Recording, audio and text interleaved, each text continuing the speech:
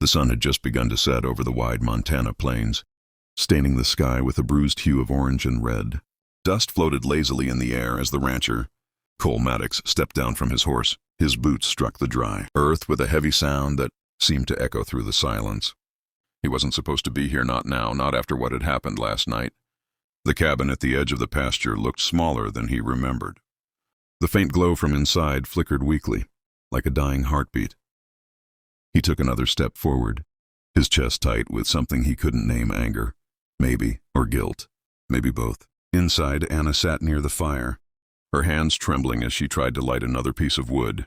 Her pale dress was torn, her hair tangled, and her eyes, those blue eyes that once looked at him with laughter, now carried something darker: fear. When she heard the door creak open, she froze. "Don't," she whispered, her voice breaking. "Please."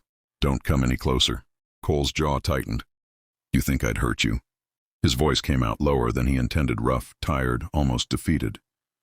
"I don't know what to think anymore," she said, still clutching the piece of wood like a weapon. You shouldn't have followed me here." "I had to," he said simply. "You don't understand what's happening out there." Anna stood up, her eyes wide. "What's happening out there doesn't matter."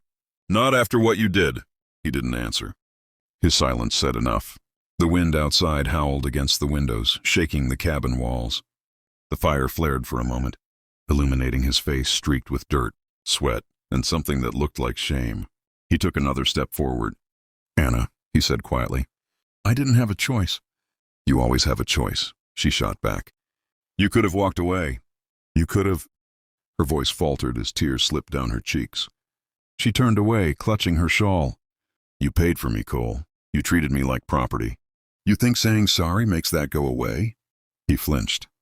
It was true, he had paid for her. Not in the way men sometimes do in the frontier towns, but worse. When her father's ranch had been on the verge of collapse, Cole had offered to pay the debt on one condition: that Anna would come work for him. She had agreed, thinking it was honest labor. But the night she arrived, she realized the truth: Cole Maddox didn't want a worker. He wanted a wife, and when she tried to leave, he'd stopped her. Now she stood before him, trembling, angry, broken and still somehow, the only person who could undo him. "I'm begging you," she whispered, her voice barely holding. "Hurry up and finish whatever you came here to do. Just don't make me wait for it." Her words struck like a bullet.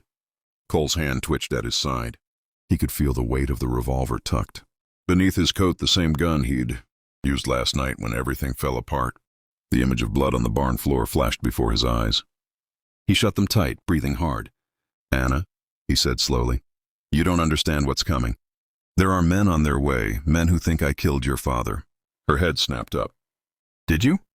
The silence stretched between them, thick as smoke. "I tried to save him," he said. "But when I got there, it was too late."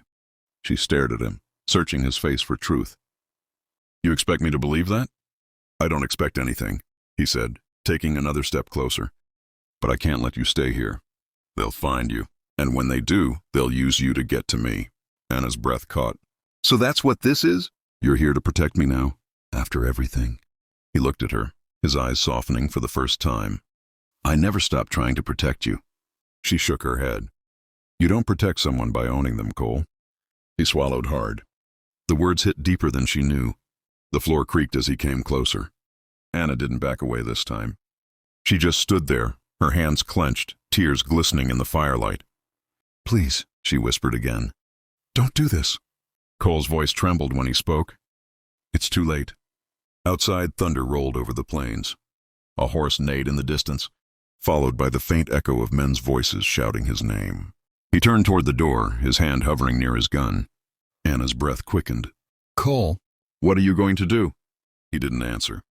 He just looked back at her one last time, and in that moment, something in his eyes changed. The hardness, the anger, the pride, all of it melted into something raw, almost human. Then he took a step closer to her. Just one step.